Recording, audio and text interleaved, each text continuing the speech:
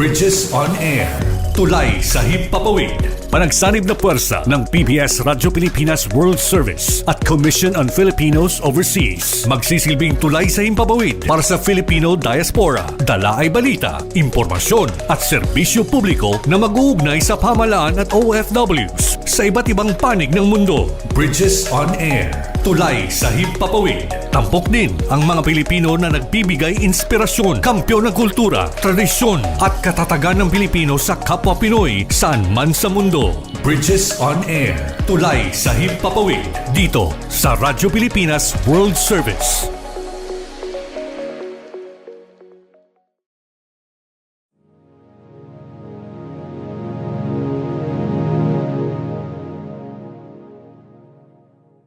Ang Commission on Filipinos Overseas o CFO ay kinagagalak na itanghal ang Bridges on Air kaakibat ang Radyo Pilipinas World Service. Para sa inyong kaalaman, ang CFO ay ang ahensya ng gobyerno na naatasang siguraduhin ang mga Pilipino saan man sa mundo ay may kaugnayan sa bansang Pilipinas. Nais ng CFO ng ating mga migrante ay kasama natin sa pambansang pag-unlad. Hangad ng CFO ang isang komunidad ng mga kagalang-galang at mahuhusay na Pilipino sa ibayong dagat na makabuluhang nag-aambag sa kapakanan ng bansang kanilang titirahan habang nanatili na matibay ang ugnayang pampolitika, pangkabuhayan at pangkultural sa Pilipinas. Kaya naman po ay nais namin ipakilala ang Bridges on Air, ang programang magbibigay ng boses sa mga Pilipino sa iba't ibang sulok ng mundo upang ibahagi ang kanilang kwento, tagumpay at mga pangarap bilang migrante. Nagpapasalamat po kami sa tulong ng Radyo Pilipinas World Service upang mabigyan ng pagkakataon ating mga kababayan sa ibayong dagat na maging kabalikat natin sa mga usapin at talakayan patungkol sa pabansang kaunlaran. Maraming salamat po. Mabuhay ang migranteng Pilipino. Mabuhay ang bagong Pilipinas.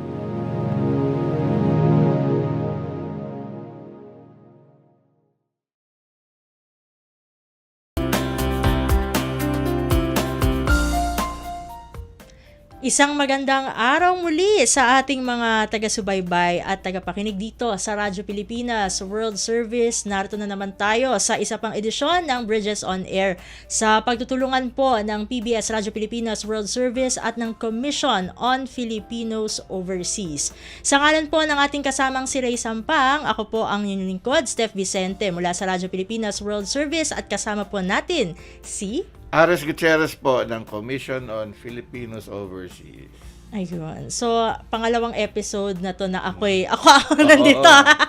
Ayan, second episode na kasi syempre nagkaroon ng meeting no si Sir Ray, no. Pero syempre glad to be back na dito sa programang Bridges on Air. Kumusta kayo, Sir Ares?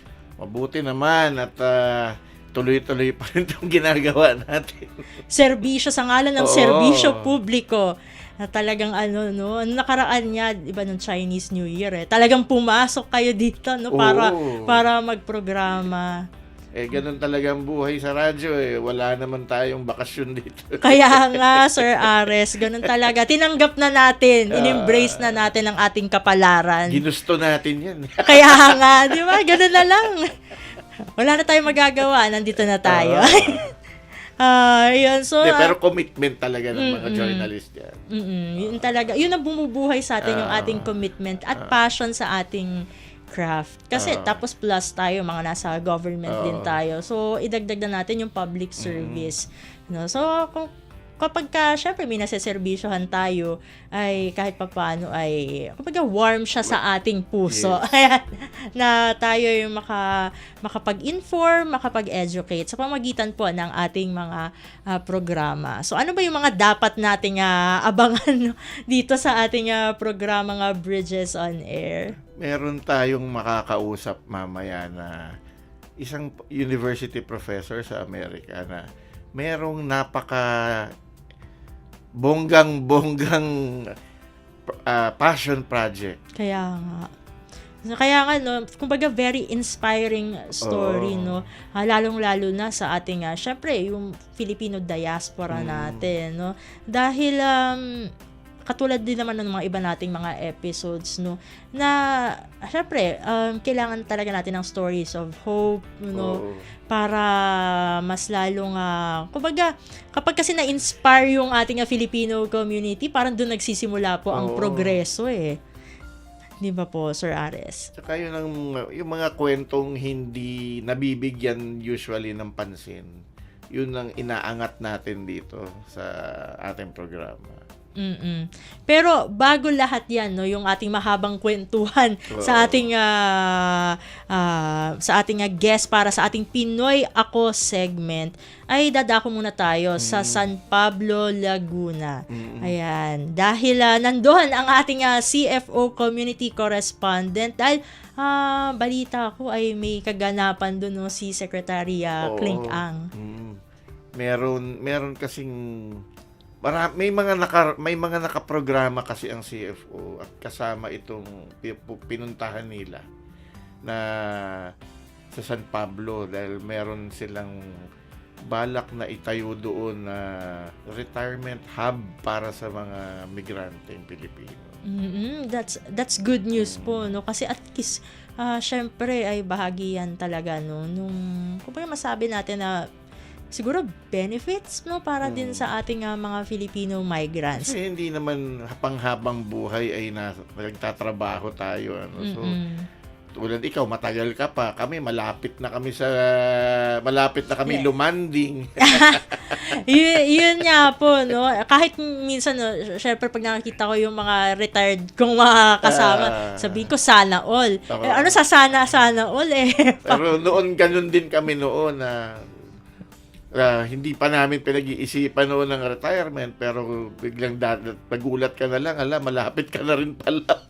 Kaya nga po. So, kaya mahalaga yung mga ganitong proyekto para at least, no, may mga kumbaga may mga mapupuntahan talaga. Napapaghandaan ng mga ganyang bagay. Lalong-lalo na ng ating Filipino migrants. Siguro patuloy na natin ang ating CFO community correspondent mula, no, na magbabalita sa atin mula pa sa San Pablo, Laguna. Walang iba kundi si Sir Manny Tibe.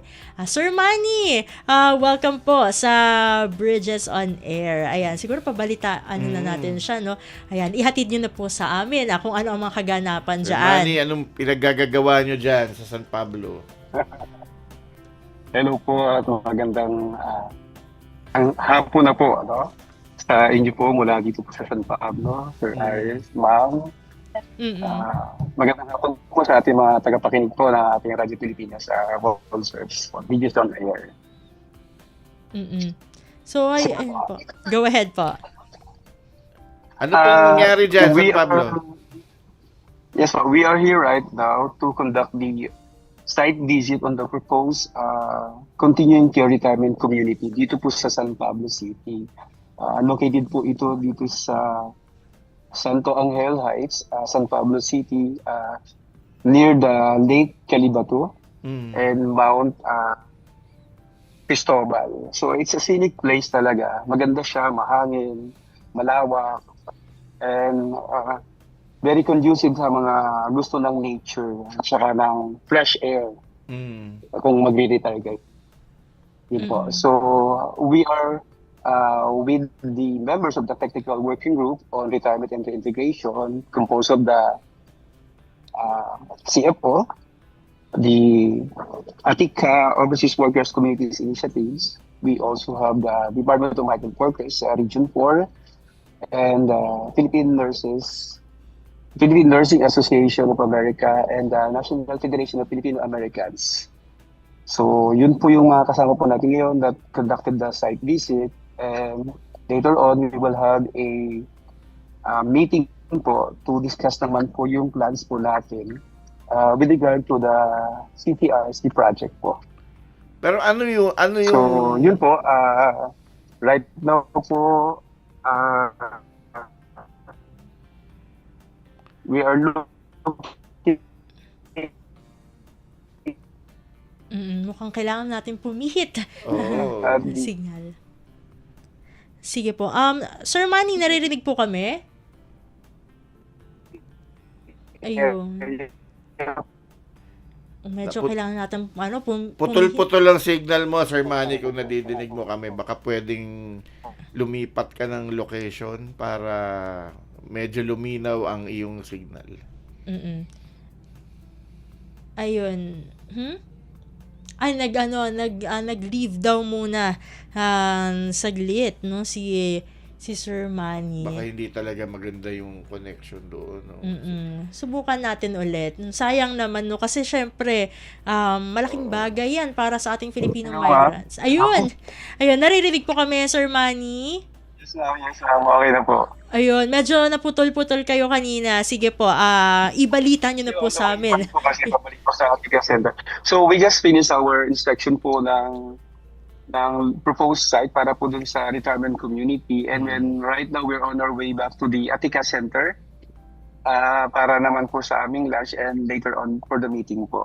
So, bakit po ba ginagawa ng CFO ito? Bakit tayo nakapag-partner with this organization po? Kasi we believe na yung pong ating mga kababayan po, yung ating mga Filipino diaspora po, sabi nga po ni Sir Aris, hindi po sila for life na magstay po doon. Eventually po, they're planning to return home, and as a government agency that caters to overseas Filipinos, we have plans to accommodate them kung paano ba magiging buhay nila once they return to the country. And we should have yung tong sistema to assist them as they plan to return home and maging productive members of society kahit po mga retired na po sila. Ito pong ating continuing care retirement community po. This is a landmark project for providing long-term care and sustainable home para sa mga aging members ng Filipino diaspora. We just had our BOA signing po ng January 21.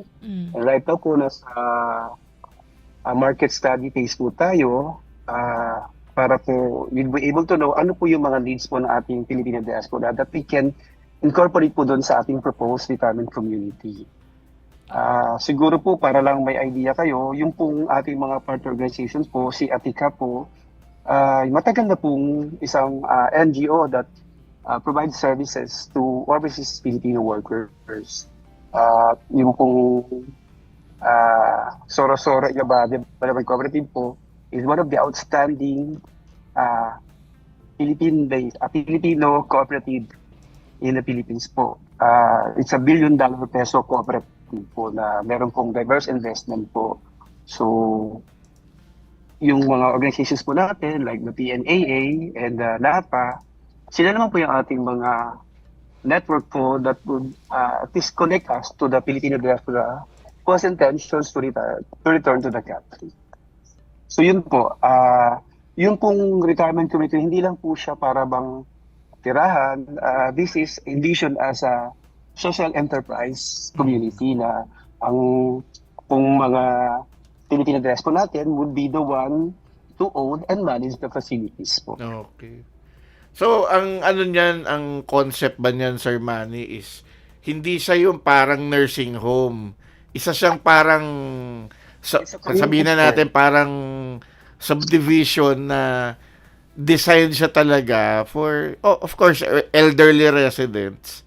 Tapos nandun na lahat ng amenities na kakailanganin nila. Ganun ba yan? Tama po, Sir Aris. Bali po, tatlo po yung magiging category po ng ating mga residents for this community. Meron po tayong independent living. Ito po yung mga able-bodied po na ating mga seniors po na kaya pa nilang manirahan on their own.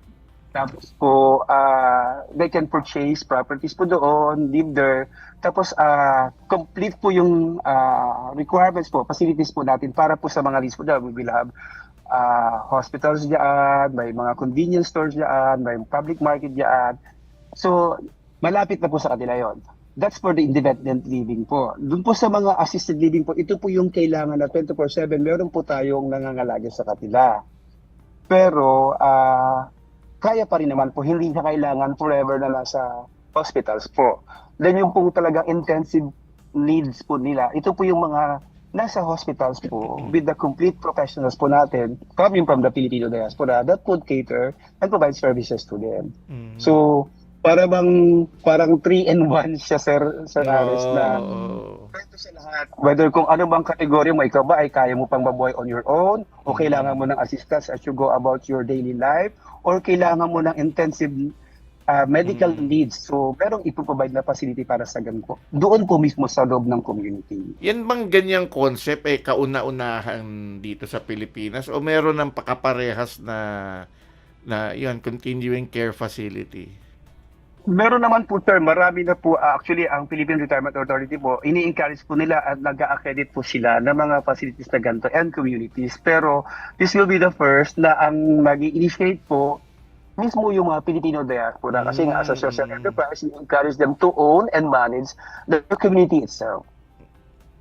So, ito yung first time na for the diaspora and by the diaspora po ang nangyayari po. So, bukod dyan sa San Pablo na project na yan, may binabalak bang magtayo ng kapareha sa facility sa ibang lugar? Tama po yan, sir. Kasi po, this will be a pilot project po natin. So, kung makikita po natin na successful po yung ating project po, kasi 5-year study po ito, sir. In the next 5 years po, madidevelop natin yung community. Pag naging successful po ito, maglalagay naman po tayo dun sa mga favorite destination po ng ating mga Filipino diaspora po. Kasi alam naman po natin, yung iba dyan, mostly would request na dapat doon sa aming region, dapat doon sa aming province, meron kayong ganito na project.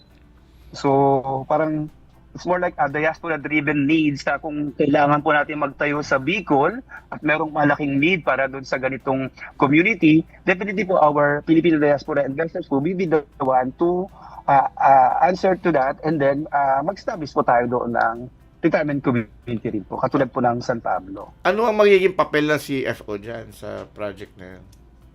Ang CEO po will be the lead policy agents po with regards to the retirement community kasi po tayo po yung mga constituents po natin, sila po yung target po na client po ng ating retirement community. Yung mga dumaan sa ating report sa pre-departure services, tapos naging successful na sila established sa ibang bansa, and now they're in their 20 years, they wanted to return to the country.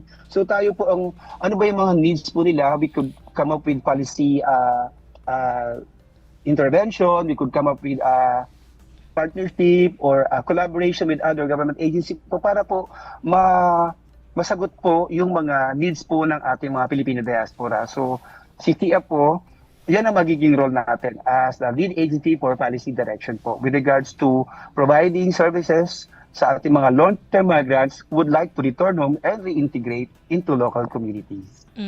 Siguro bago tayo mag-break po dito sa Bridges on Air, matanong ko na lang kay Sir Manny, meron na po bang estimate kung kailan po kumbaga makukumpleto yung kasi site visit pa lang po ito, yes, kailan ba magiging operational itong retirement community na ito? Sa ngayon po kasi ma'am, nasa 5-year study program po ito ma'am. Ngayon pong taon po, yun po yung market study po. Right now po, we are collating po mga information, market study, surveys po para sa mga Filipino diaspora kung ano ba yung mga needs po nila that we could include doon sa master plan ng ating retirement community. So, pagkatapos po niyan, yung pong magka-crowdsourcing po tayo ng funds para po doon sa mga Filipino diaspora would like to invest in the community. Pero una na pong nag-provide po ng funding po nito, yung Sorosoro Ibaba Development Cooperative kasi po, ayun nga po, matagal na po silang established, more than 30 years na po sila, at billion peso po yung net worth nila. So, meron pong sapat po na pondo para po maging operational at ma-implement po itong ating retirement community. So, from year 1 to year 2 po, yan po yung mangyayari po natin. Then year 3 and 4 po, yung pong construction po and development po ng site. Year 5 po yung masasabi po natin na operational na po yung ating retirement community. Kasi we would have already the hospitals, the houses or the residences, yung mga needs po ng ating mga seniors po, like kung merong kailangan convenience store dyan, merong pong public market po dyan, yun na po yun. So by year 5 po natin makikita po yan. Pero right now po, we enjoin everyone to support this project po, na especially yung ating mga Filipino diaspora na may mga family members who are planning to retire and return to the country. Ito sigurado po na maaalagaan po kayo kasi alam niyo naman po yan, ma'am, alam niyo yan, sir, na iba po yung special attention na ibinibigay ng mga medical professionals na Pilipino compared to other nationalities. Kaya mas gugustuhin nila ang mag-aalaga sa kanila, mga sa kanila, ay mga Filipino medical professionals. Ayan. At siguro, ito na lang regarding sa balitang ibinigay sa atin ni Sir Manny. Sir Manny, thank you so much po sa paghahatid niyo po ng magandang balita para sa ating mga Filipino migrants dito sa programang Bridges on Air. Okay, maraming salamat po ulit po sa binigay niyo pong pagkakataon sa akin para po maibahagi po ito yung magandang balita para sa ating mga Filipino diaspora na nagbabalak pong bumalik ng Pilipinas at mag-retire na dito permanent. Maraming salamat po ulit at magandang hapon po sa inyo. Tama, Sir Manny. Malapit. Pwede tayo tumira siguro dyan. Sabi mo nga, Sir Aris, kanina para bang ando na tayo, papalapit na tayo doon sa area na yun. Sa pantahin na po tayo. Kabats ko yan Sir Manny. Ayun. So, ating nakasama ang ating CFO Community Correspondent na nagulat pa mula sa San Pablo, Laguna. Walang iba kundi si Sir Manny Pipe. At sa pagbabalik ng ating programang Bridges on Air, makakasama na natin ang isang documentary photographer and photojournalist at isa ring kumbaga siya ay Professor Emeritus sa isang university sa Sacramento. Ang daming niyang achievements at ang dami rin niyang inspiring stories na ibabahagi sa atin. Ayun. At yan po sa pagbabalik ng ating programang Bridges on Air para sa ating segmentong Pinoy Ako. Bridges on Air. Tulay sa Himpapawid. Dito sa Radyo Pilipinas World Service. Love life online? Baka human trafficking yan. Makialam, itimbre mo. Tumawag sa 1343 para humingi ng tulong. Paalala mula sa Interagency Council Against Trafficking. Pinoy Ako! Tampok ang natatanging galing at dedikasyon ng Pinoy na nagbigay karangalan sa inang bayan at nagsilbing inspirasyon at modelo sa kapwa Pinoy saan man sa mundo. Pinoy Ako! Dito sa Radyo Pilipinas World Service.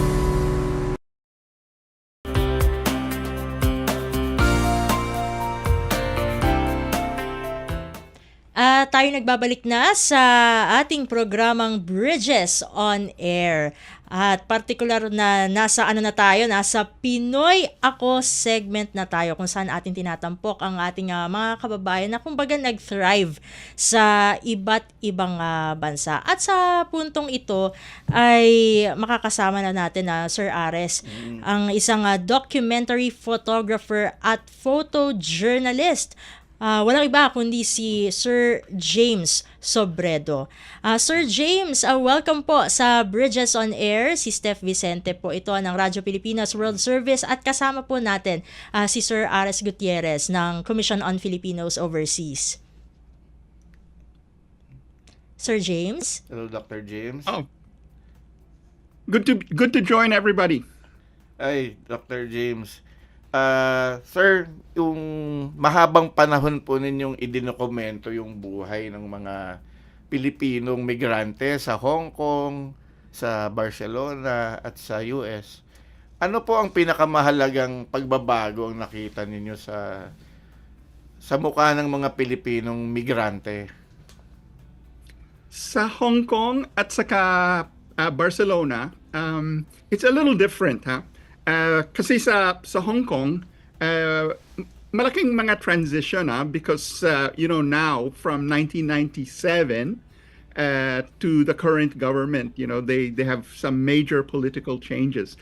I'll stay away from that because I still want to go to Hong Kong. Yes, But of course. There are differences now. I think the biggest issue in Hong Kong is after 97, there was a large demand for domestic workers. Okay. Kasi sa Hong Kong, when they transition over, akala mga tao, we are now doing very well, we are in the financial services.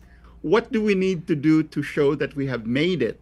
Kailangan natin mga domestic helper. So that's the beginning of the large recruitment of Filipino domestic worker. At saka ngayon, hindi lang Filipino, maraming mga domestic workers galing sa Indonesia, Okay, so yun that's the big difference. At saka sa Hong Kong po, they are not allowed residency. Mahirap ang permanent residency sa Hong Kong. So sa Hong Kong, mga 2-year service, pagkatapos ng service, uuwi na sila sa Uwi na. Pilipinas. Pero sa Spain, totally different planet. Kasi sa Spain, permanent resident sila at saka pagkatapos Yeah. ng 2 years, they can become Spanish citizens. So there it's very, very different po. Sir James, mabalikan ko lamang po no kumbaga ang inyong pagsisimula. Kasi kayo po ay isang documentary photographer and photojournalist na nagse-specialize sa photograph no ng Filipino global migration. Sir James, paano po ba kayo kumbaga paano po nagsimula ang inyong interest sa documentary photography at photojournalism? Okay. Totoo ha. I always wanted to be a photographer. Pero mahirap. Mahirap. It's super hard. The salary is very low. Yes. So I kept my day job. My day job is I am a professor at California State University. But the entire time, I did freelance journalism and I used photography in my lectures and research about Filipinos globally. So when I'm in Hong Kong, I photograph and I interviewed, formal oral history interview, the workers in Hong Kong. Pareho rin sa Barcelona. I also interview formally and photograph their community. And then I integrate it into my work. Ngayon, retired na ako. So full-time documentary photographer at saka freelance journalist. So I'm really enjoying my second career as a documentary photographer and photojournalist as well as a journalist. Pero alam mo, Steph, si Dr. James, kaya I'm calling him Dr. James kasi meron siyang PhD in ethnic studies. So talagang yung ginagawa siguro ni Dr. James na documentary photography is also directly connected with his academic expertise. Tama po. That's true. Tama. Yes. And so what I do is I also have my students participate. They also go to their communities to photograph the Filipino community in Los Angeles, in San Francisco, in Sacramento. And then at the end of the year, meron tayo ng exhibit. Lahat mga estudyante, they put together. Okay. I curate the exhibit. So I integrated it as a formal part of the curriculum. Pero totoong sinabi mo po, I am a traditional university professor at Scholar. Ayun. Bali, at tawagin ko na rin kayo ng Dr. James. No? Given Sige, the, sige. kumbaga, yung academic milestones and credentials niyo po. No? Dr. James, kasi kanina, nabanggit natin, no, napag-usapan natin, yung inyong pagsisimula ng pagkakaroon ng interest dun sa documentary photography and photojournalism. Ngayon, kasi ang inyong specialization ay yung Filipino global migration. So, ano po ang nagtulak sa inyo na ito po ang pagtuunan nyo ng pansin sa kumbaga yung inyong pagkukwento gamit ang mga larawan? Okay, that's an excellent question. In the university, we do both. I do both traditional research. Halimbawa sa National Archives, sa mga libraries. We do formal research, the use of government documentation. We do that. But to make it exciting, kailangan we need to tell the story, and the photos of the people that live in those communities. So to me, it was just an extension of my work. And totoo, it's good scholarship. So sometimes it is referred to as community-based scholarship and multimedia documentation. So hindi lang na larawan, but we also, minsan, we videotape the interviews and then I have my students type it. This is very traditional, in World War II. The soldiers in the U.S. were fighting in the war. And the reporters interviewed them. What they found out was that the audience were very interested in their stories. Yes, yes. And this is the beginning of formal oral history as a scholarships. So hindi lang formal, archives, government documents, statistics, huh? So we also add oral history interviews. So yung project ko sa Hong Kong at saka sa Barcelona actually started in 2013 when I went to POEA for my sabbatical year, and I started interviewing Filipinos that are going abroad, mga OFWs now.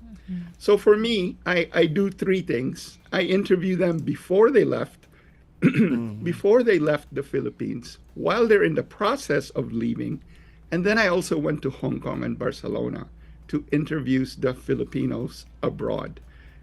In Hong Kong, it's OFWs. In Barcelona's, they are immigrants. So that's what I did my entire time. Parang But yung now, I'm ginagawa just ni Dr. interested. James, Steph, is Oo. parang ang imagine mo parang combination ng National Geographic at saka yung mga reality TV. Parang ganun. Tama. Kasi talagang sinusundan ng buhay Oo, talaga. sinusundan yung talagang parang first person account na rin na Yeah. ano yung buhay nung migrant. Kasi ano Oh. yun yung alam mo yung psyche rin ng mag-abroad is very anxious yan before going abroad. So ngayon na may access ka sa information, may YouTube at kung ano-ano pa sa internet. Research Ngayon ng may YouTube, research pero yan. dati wala. So yung ginagawa ni Dr. James, ang laking bagay niyan kasi kung kunyari ako ay pupunta ng Hong Kong, hindi naman ako magsa-search ng Hong Kong Disneyland. No. Ang titignan ko ano ba yung magiging buhay ko doon. Yung mga yung mga reality talaga doon kasi sa Hong Kong, 'di ba Dr. James, yung mga accommodation doon very cramped mostly. Tama. So, iba yung hindi Disneyland yung pupuntahan mo eh. And then in Tama. Barcelona siguro ganun din. Iba din yung buhay doon lalo na hindi naman tayo Spanish speaking. Although we have Spanish heritage pero hindi naman tayo Kakastila. May mga words lang na kumbaga parang in-adapt. Na-assimilate na lang sa atin. The older immigrants, nahirapan sila magsalita ng Espanyol or in Barcelona, Catalan, no? So minsan magtagalog lang mag-interview ako. Magtagalog lang. Pero the young kids, nahirapan sila sa Tagalog. So sanay sila sa Spanish at sa Catalan.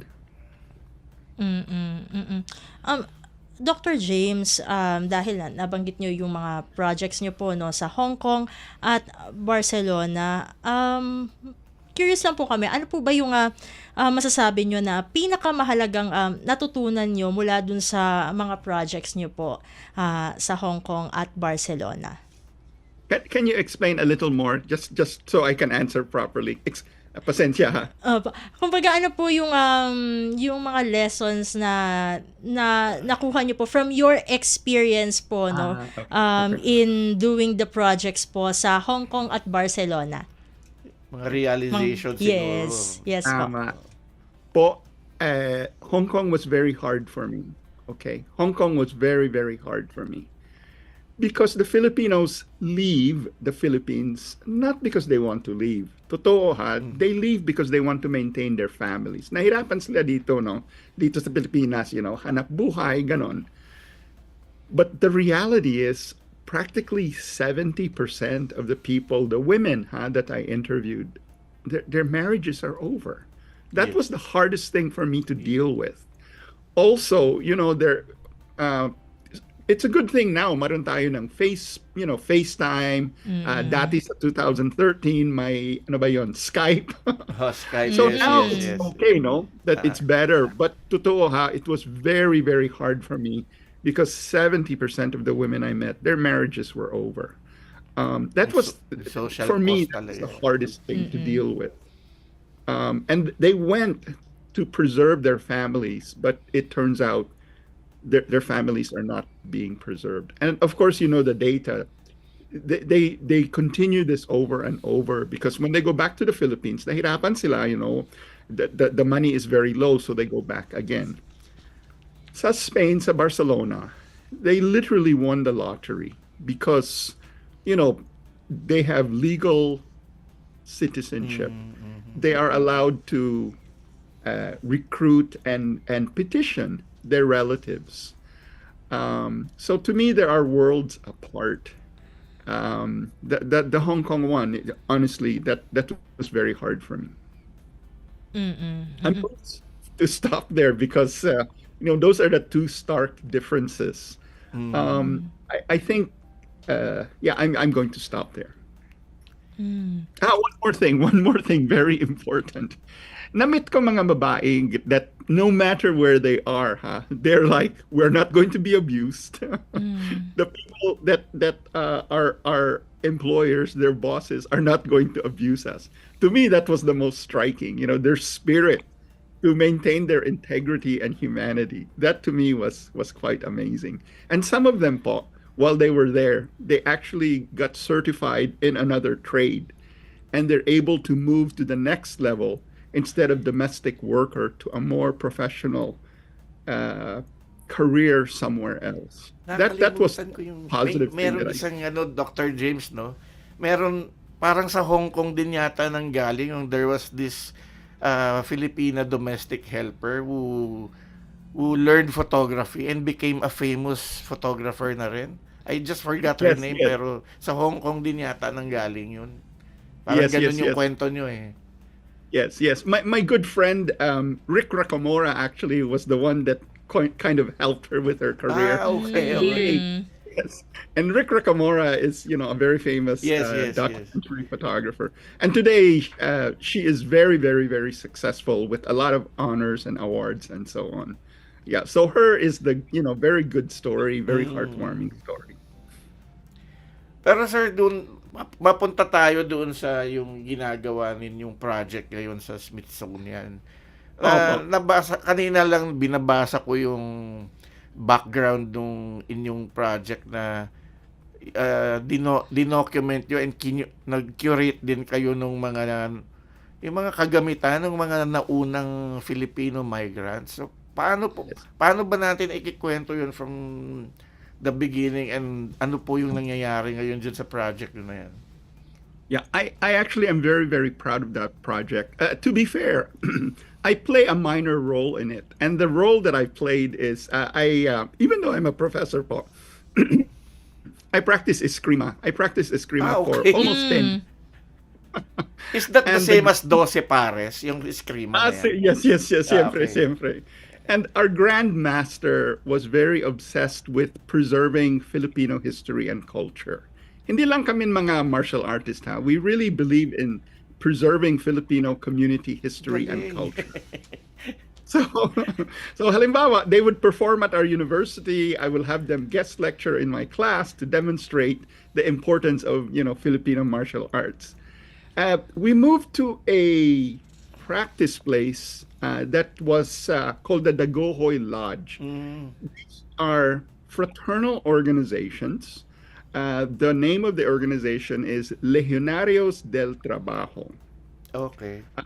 So they are a Masonic lodge that is, how shall I say it? It's a little bit complicated because they are a Masonic lodge recognized by the Spanish government. Okay. But when the American government transitioned, they never joined the American Masonic Lodge. So they're in that in-between world. So in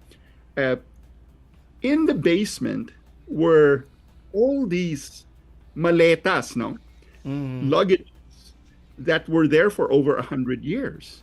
And Grandmaster Tony Samara asked us, pagkatapos ng practice, he said, come on guys, we need to clean the basement. When we opened the basement, we realized there were all these luggages that were preserved for literally over 100 years. And then Tony just cleaned it up, and with the help of Master Joel Juanitas, cleaned it up, and he created a mini exhibit. Unfortunately, see, Grandmaster Tony Samara died, and the luggage became the possession of probably the most significant and the most successful Filipino organization in California. It's called Little Manila Rising. Because Delavar. Stockton is the place of the first and largest Filipino community in the United States. And we want to preserve the memory of that early community. So from there, Little Manila Rising, under the directorship of Dylan Delvo, and co-founded with Dr. Don Mabalon, they asked, and I am a member of Little Manila Rising, they asked the Oakland Museum to help us curate the artifacts so that we can catalog it properly. That is when we realized we had a very important historical discovery. Eventually, the staff that helped us moved to the Smithsonian in Washington, D.C. And from there, word got around that the Filipinos in Stockton have this treasure of Asian Filipino artifacts. And Dr. Sam Vong, PhD in history, came over, looked at the artifacts, and he said, this is an amazing historical find. And they officially examined it, and they decided to acquire some of the artifacts, one luggage out of something like 22, and then that formed the basis of the exhibit, How Can You Forget Me? Kasi embroidered on the pillow is a sign that says, how can you forget me, right? One of the people here.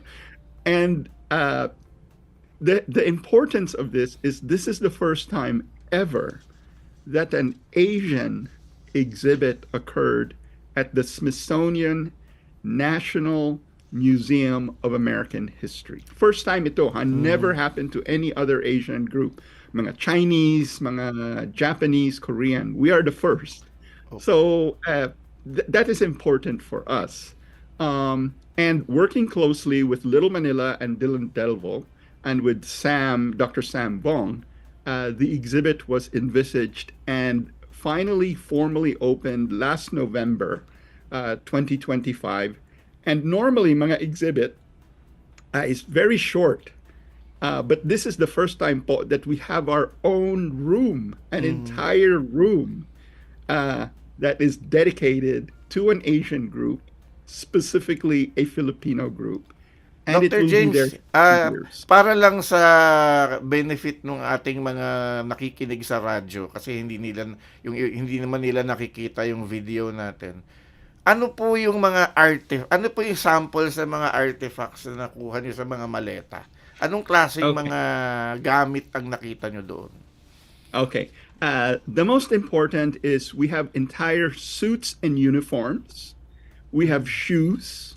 We have personal belongings like combs, shaving cream, and we had a lot of letters. We have identification of their ID, their social security card, their military records when they fought for the U.S. Army to help liberate the Philippines. We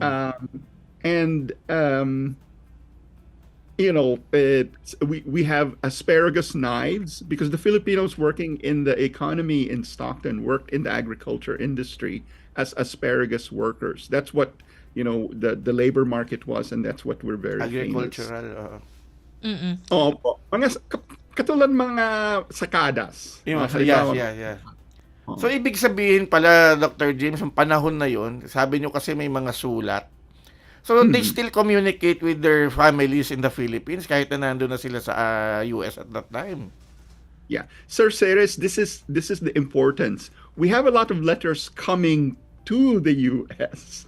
Okay. But we don't have any records of the responses. So that is where I came in. I've been with this project from the very beginning. I'm not a major player. I was just there documenting the entire thing, which is what I do as a documentary photographer.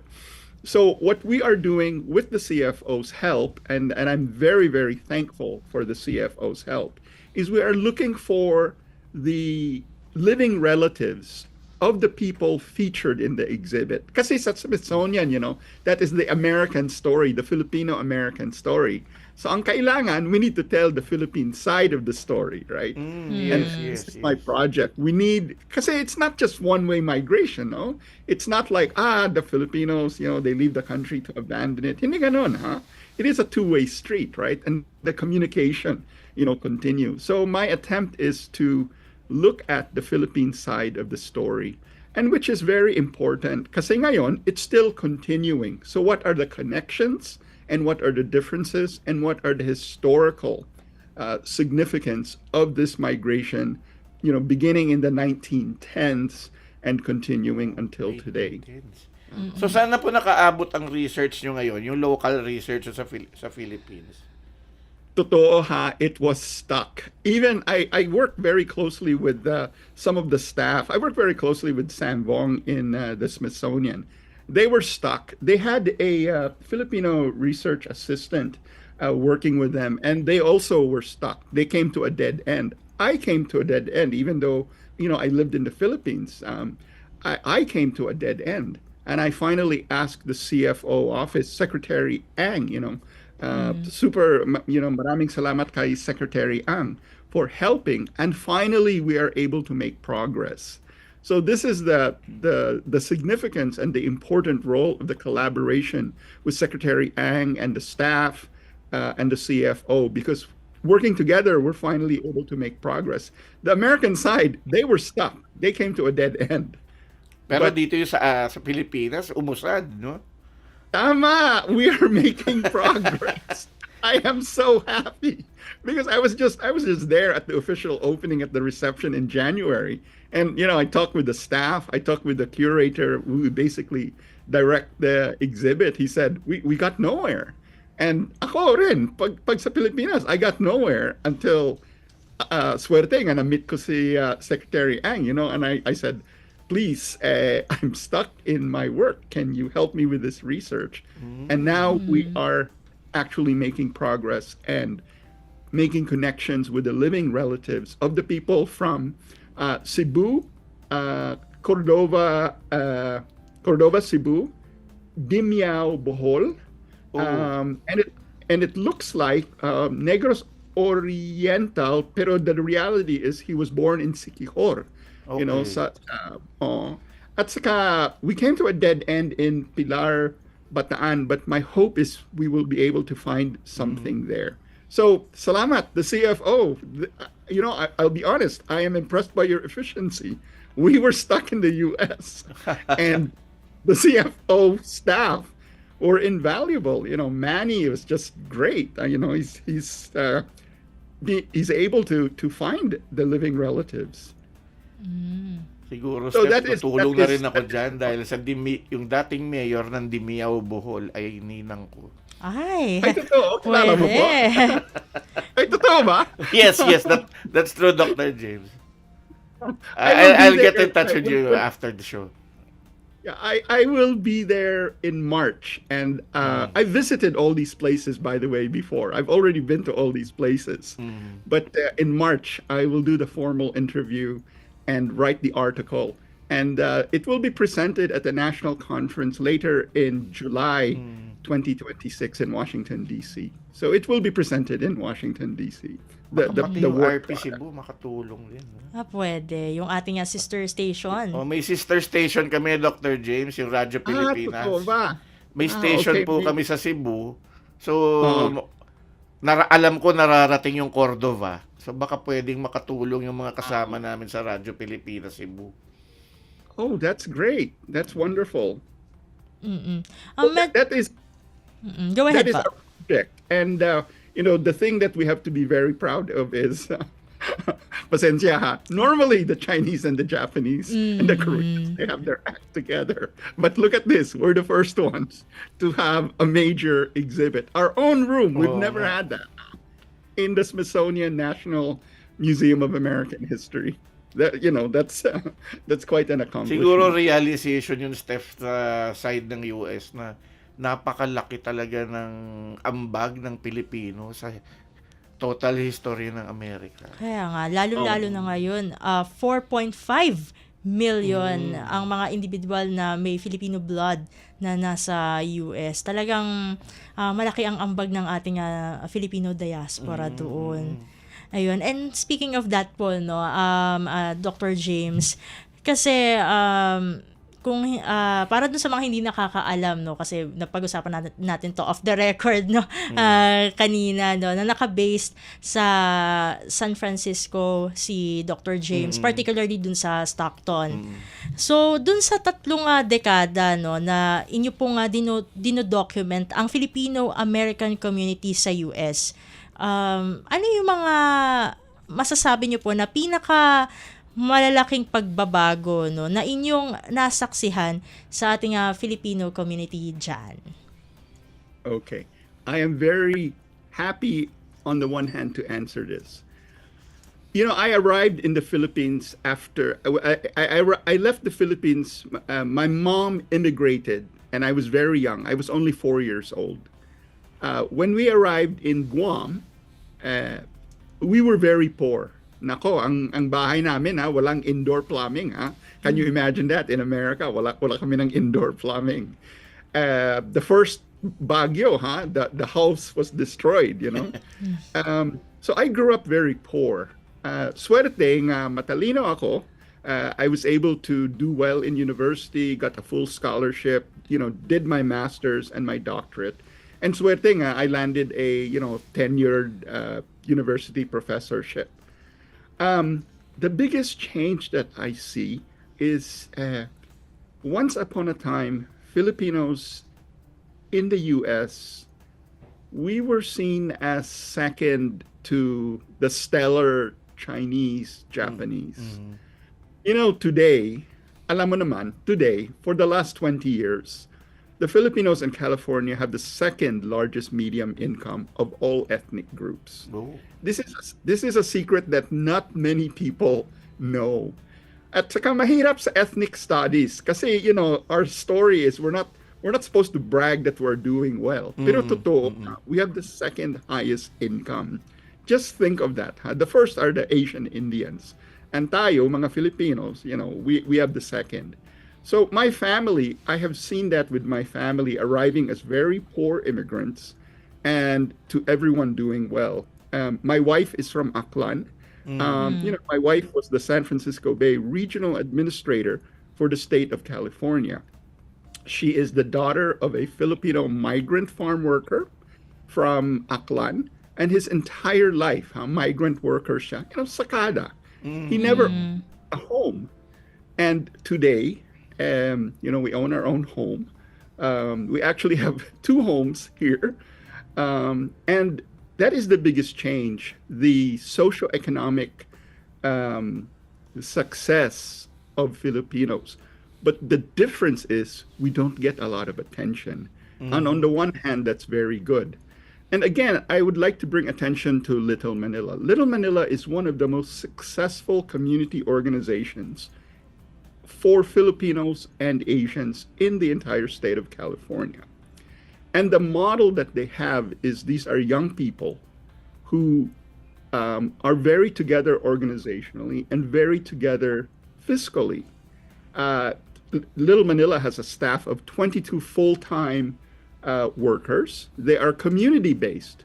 This is an organization that is not from the doctors, nurses, and engineers. This is an organization founded by the children and grandchildren of Filipino farm workers.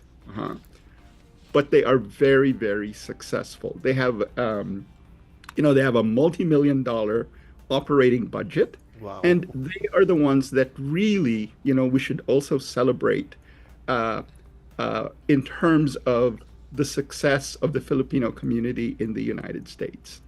That to me is the biggest thing, to see how well we have done coming as very poor immigrants to the United States. Again, when I arrived here, we don't have indoor plumbing. The bathroom was outside, a hole in the ground that my father dug.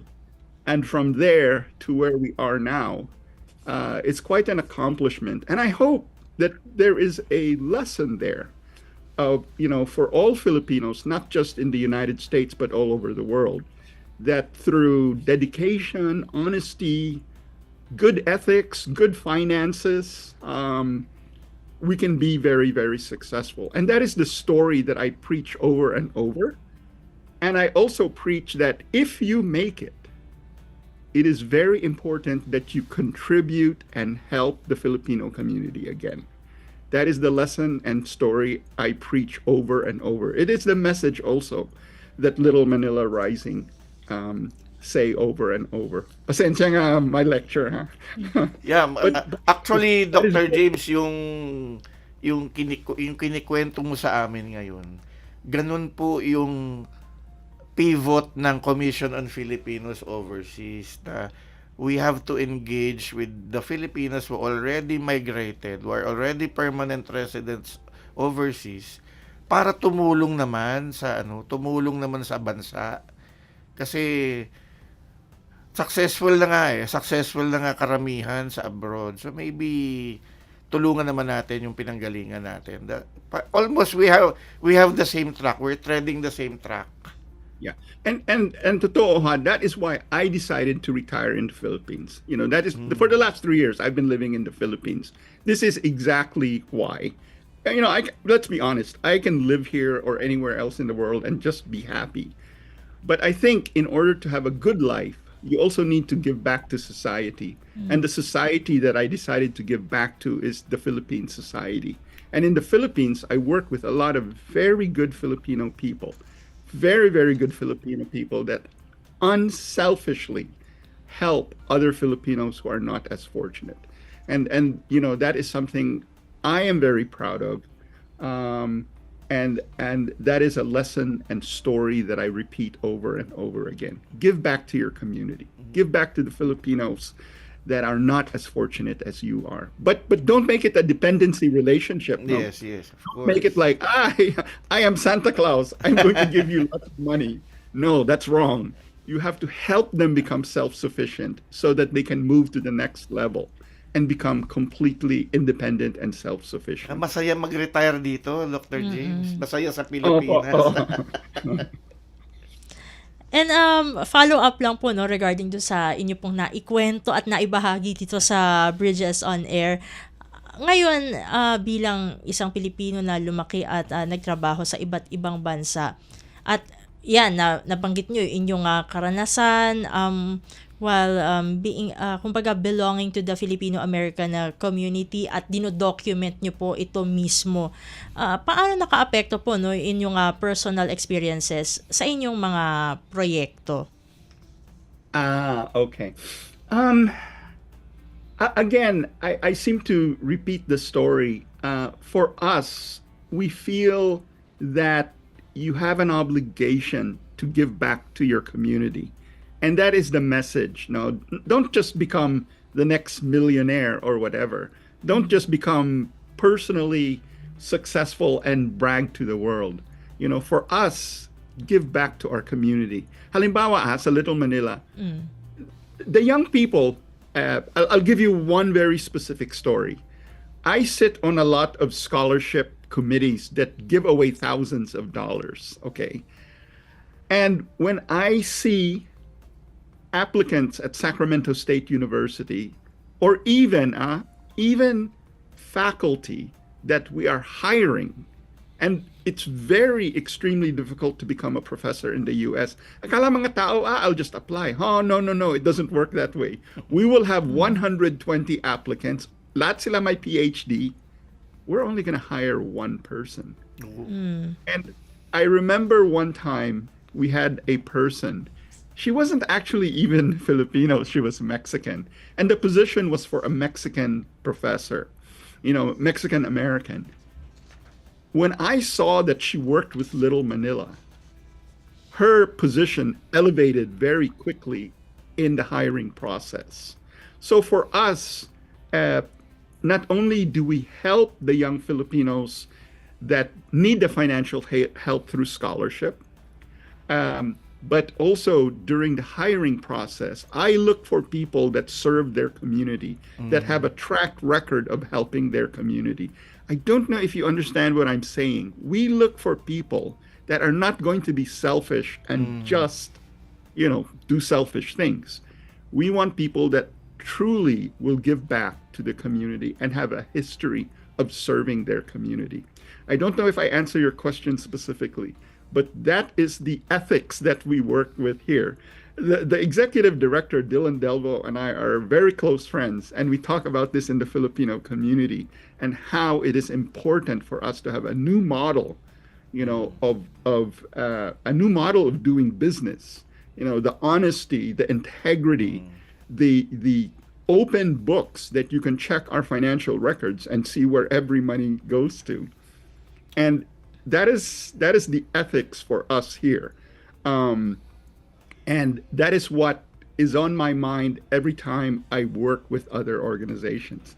I won't know if I answer your question, Alam mo, correctly. Steph, kung i-capsulize mo yung sinasabi ni Dr. James, ang hinahanap nila yung mga taong hindi plastic. And hindi lang, they're not there to enrich themselves. Tama. We want to be successful. We want to be financially successful. Remember, Little Manila has a multi-million-dollar operating budget. Oo. We want to be successful while helping our community. Does that make sense? Very much, sir. Very much. Yes.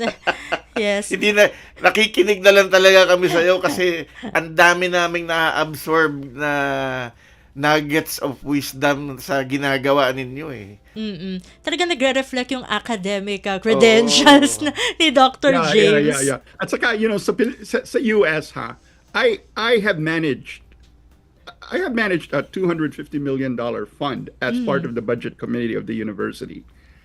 The integrity you need in order to be, I was elected to that position. We need that integrity. We really, we need that integrity. And that is something I carry with me in the US. I carry with me in my work with the Filipino community in California. And when I work with nonprofits, mga NGOs sa Pilipinas, I see the same thing. And we have these discussions over and over. I won't get into the political issue, but how do we give a good example of economic ethics, professional ethics, and integrity, given what we see in the news? And for me, I come back to that is how we functioned in California, in the US, at least at my side. That is how we functioned with Little Manila Rising. And that is how we function with the people I work with in the Philippines. It is very important to have the professionalism as well as the integrity.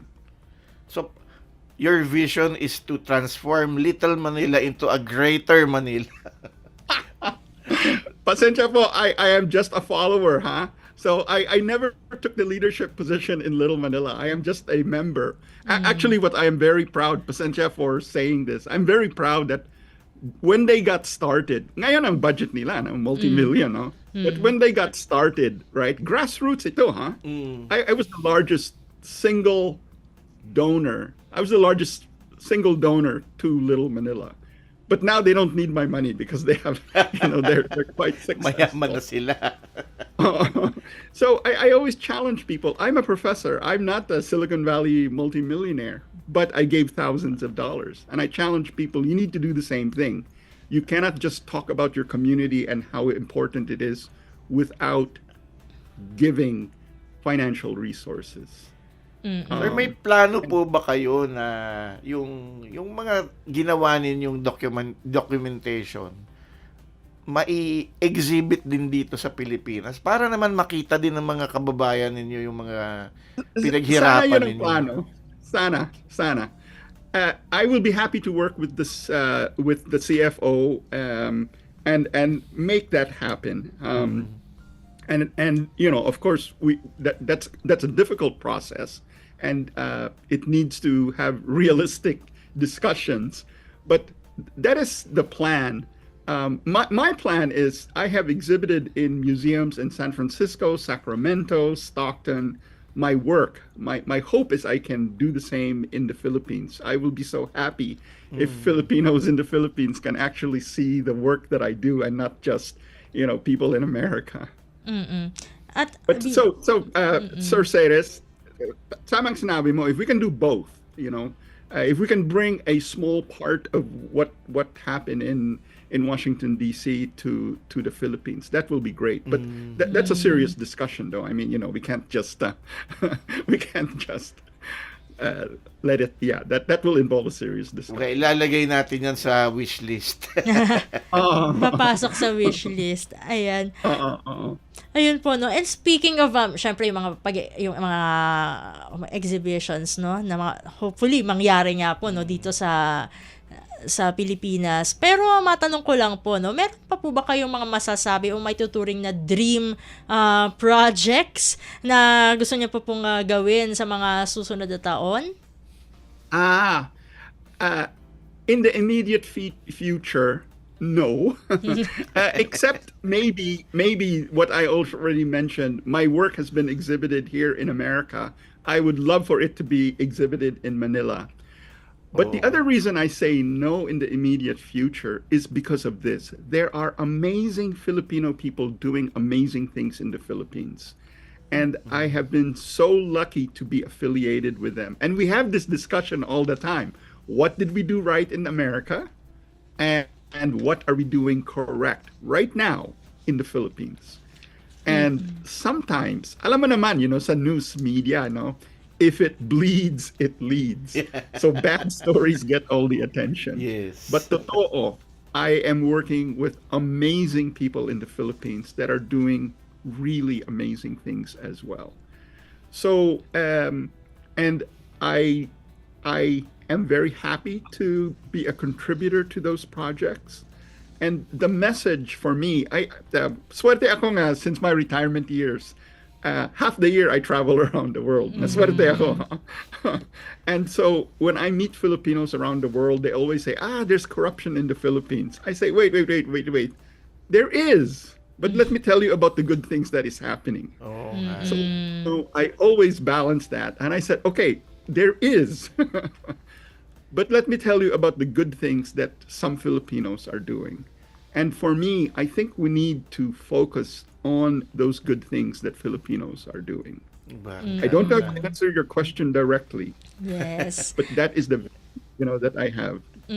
Gusto man namin na pahabain, no? Itong interview natin with the Dr. James. Pero siguro ito na lang yung last para sa kanya nga panghuling mensahe. Sigurado maraming mai-inspire sa kwento ni Dr. James. So ito na lamang po. Ano ang maipapayo nyo po sa mga kapwa natin Pilipino or even sa mga kabataan natin dyan, na gustong pumasok po dito sa documentary photography? Excellent question. So I mentioned that I work with some very good people. My dear friend is going to be very disappointed that I mentioned his name. One of my good friends is this young man. He is in his mid-50s, who builds libraries in the Philippines. He has built over 100. He does not take financial donations. He only takes books as donations. And one of the things, he's one of the people I work with.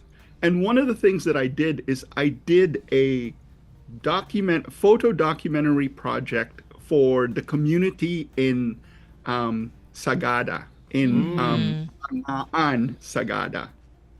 And these are women that own their own businesses, mostly as tour operators and as coffee plantation operators. Gusto nila mag-document ng business nila, no? So they wanted to learn. They asked Oliver, hey, can someone teach us documentary photography? So I did a workshop for them. But that is one thing that I have done. You don't need very expensive equipment. The workshop I gave is how to use your cell phone. Wow. And the principles of composition, documentary photography, lighting, and the whole introduction to photography, just using your cell phone. So the next level for me with them is I actually hope when I return to have an exhibit of their work so that the community can see what they are doing. They are mostly women, they are business owners, they are entrepreneurs, and they wanted to work with us, to the next level. So it's those little things for me that really help. And how do we do it without the very, I carry around thousands of dollars of equipment. Those folks don't have that. What they have is their cell phone. So I showed them how to create amazing photography using their cell phone. So I don't know if I answered your question, but it is that. My plan is to work with the people and help communities that really need our help. My good friend only creates libraries that are not served by anyone, by NGOs or the government. He only helps communities that no one serves. So you will not see his library in a wealthy community. Galing, ang ganda nung ginagawa nila dyan, Steph. Kaya nga, very kumbaga nakaka-inspire. No? Oo. Yung sinabi ko people, every time I meet them, the first thing they do is tell all the terrible stories about the Philippines. And I will say, I'm not going to argue with you, but let me tell you what I see. And I tell them the inspirational, good work that Filipinos are doing. Kaya alam mo, Steph, napaka-swerte namin sa CFO na na-meet namin si Dr. James. Kasi ang Salamat lang daming po. pwedeng gawin, ang daming pwedeng pag-usapan at i-roll out ng mga programa na based lang sa ideas nila at yung mga ginagawa na nila. Kaya pero yun na nga, kailangan na natin tapusin. Sayang sayang di pa natin. Dami pa sana. Pero we're running out of material Pero time. baka mga future episodes Kaya nga, natin, by part 2. Oo. Baka may part 2. Sige. natin uli. Certainly game ako. Looking forward po. Maraming salamat po, Dr. James, sa pagsama niyo po Siguro, dito. I hope to see you in person when I am back there next month. Oo nga. Pwede. Lapit na yun. Baka pwede natin i-live studio guest si Dr. Dito James. sa World Service, ba? Pwede. May kung hindi dito sa Bridges, baka O, pwede ibang sa programs ng World Service, pwede. baka pwede doon sa serbisyo ng din, no? Pero maigsi lang yun. Kailangan mahaba Oo talaga. nga. Kailangan talaga very mahaba dahil marami tayong pag-uusapan. Ayun, sige po. Maraming salamat po, Dr. James, sa pagsama niyo po dito sa Bridges on Air. Sa uulitin po. God bless po. Okay, salamat. Maraming Mabuhay. salamat rin. Mabuhay po. At ang ating po nakasama, si Dr. James Sobredo. Isa po siyang documentary photographer at photojournalist. Grabe. Ang dami pa sana pero ayun, may tayo. Naubusan na tayo ng oras. Hindi natin nabanggit Professor Emeritus si Sir. Professor Emeritus siya in the Ethnic Studies Department, Asian American Studies Program sa California State University sa Sacramento. Ayan, sa mga hindi po nakakaalam. Sige po, dito na nagtatapos ang ating programang Bridges on Air. Ako pong syempre bago natin tapusin to, syempre yung ating mga kasama dito, pasalamatan natin. Sa Master Control nandiyan si Sir Milo Janela, sa ating Wirecast nandiyan si Justin Osias, at syempre sa ating audio live streaming sa Evox PBS receiver app ay nandiyan naman si Hero Lucero. So sa ngalan ng ating kasamang si Ray Sampang, ako po si Steph Vicente ng Radyo Pilipinas World Service, kasama po si Aris Gutierrez po ng Commission on Filipinos Overseas. at ito ang Bridges on Air. Bridges on Air. Tulay sa himpapawid. Panagsanib na puwersa ng PBS Radyo Pilipinas World Service at Commission on Filipinos Overseas. Magsisilbing tulay sa himpapawid para sa Filipino diaspora. Dala ay balita, impormasyon at serbisyo publiko na mag-uugnay sa pamahalaan at OFWs sa iba't ibang panig ng mundo. Bridges on Air. Tulay sa Himpapawid. Tampok din ang mga Pilipino na nagbibigay inspirasyon, kampyon ng kultura, tradisyon at katatagan ng Pilipino sa kapwa Pinoy saan man sa mundo. Bridges on Air. Tulay sa Himpapawid. Dito sa Radyo Pilipinas World Service.